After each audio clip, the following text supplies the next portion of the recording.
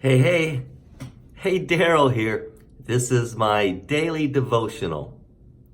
So Gideon wanted to be double dog sure that God is calling him to lead Israel against their oppressors, the Midianites. He laid out that fleece on that threshing floor and said, Lord, if there's dew everywhere except on that fleece, I'll believe what you're saying is true. And then, once that occurred, just as he prescribed, he said, okay, one more time. I'm going to lay that fleece out there, and if there's dew there and not on the ground, then I'll believe what you're saying is true. He wanted to be double dog sure. And so, once convinced, he follows the Lord. Now, Israel is going to fight the Midianites.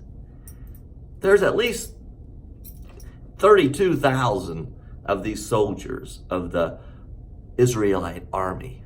And God said, that's too many. You see, if you defeat the Midians with that many soldiers, well, you all might think you did it with your own strength. So we got to whittle you all down. So the army is so small that you'll recognize that it would have never happened if I had not given you the victory as your God. And so in Judges chapter 7, it says, the Lord said to Midian, you have too many men for me to deliver Midian into their hands, in order that Israel may not boast against me that her own strength has saved her. Announce now to the people, anyone who trembles with fear may turn back and leave Mount Gilead. So 22,000 men left, leaving 10,000 that remained. So now he's whittled them down from 32,000 down to 10,000. But the Lord said, that's still too many. I mean, you guys could go down there and defeat the Midianite army and come back and hoop and holler and think that you did it yourself. So we got to whittle you down some more. So in verse 5 it says, Gideon took the men down to the water. Their Lord told him, separate those who lap the water with their tongues like a dog from those kneeling to the ground. 300 men lapped with their hands to their mouths. All the rest got down on their knees to drink. The Lord said to Gideon, with the 300 men that lapped, I will save and give you Midianite into your hands. So he's whittled the army of Israel down from 32,000 down to 300. And now he says, let's go and defeat them. Now, the Midianite army was numerous. Consider this. The Midianite and the Amalekites, all the eastern valley, the people settled in the valley, they were as thick as locusts, it says. And their camels could no more be counted than the sand on the seashore.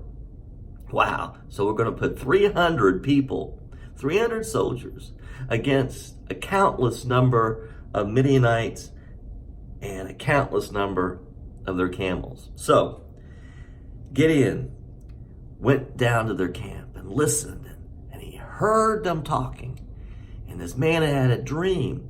And he dreamed that a round loaf of barley bread came tumbling into the Midianite camp, and it struck the tent with such force the tent overturned and collapsed.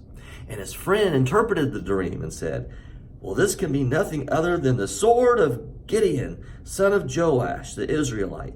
God has given the Midianites and the whole camp into their hands.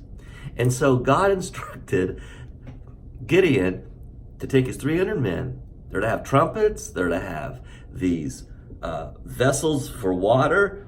And they go down there, and there's empty jars. They begin smashing them, and they begin blowing their trumpets, and they cause such confusion that the people actually start fighting against themselves. Yeah, they start fighting against themselves. Verse 17, watch me, he told them. Follow my lead. When I get to the edge of the camp, do exactly as I do.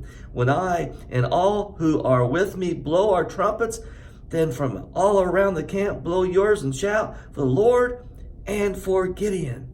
And Gideon and the 100 men with him reached the edge of the camp at the beginning of the middle watch, just as they had changed the guard. They blew their trumpets and broke the jars. The 3 companies blew the trumpets, smashed their jars, while each man held his position. When the 300 trumpets sounded, the Lord caused the men throughout the camp to turn on each other with their swords. The army fled. Listen, they killed themselves because of the confusion that little army of the Lord had created. God's way is the best way. Maybe we might want a mighty, mighty army. We may want a mighty, mighty church. But sometimes God can get more done with just a few brave, committed followers. God bless you. Good day.